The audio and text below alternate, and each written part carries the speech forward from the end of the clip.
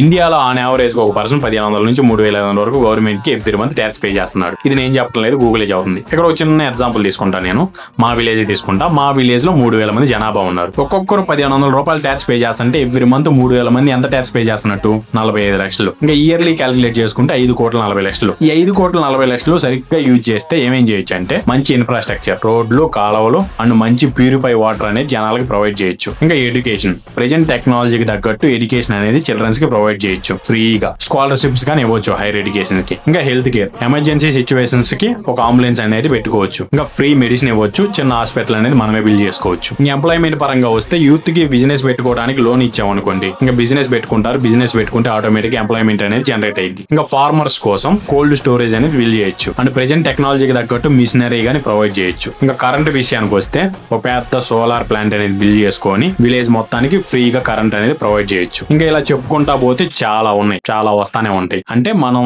Pay చేసే tax తోటి ఇన్ని చేయొచ్చు. ఇవన్నీ జరుగుతున్నాయా అంటే లేదు. ఎందుకు?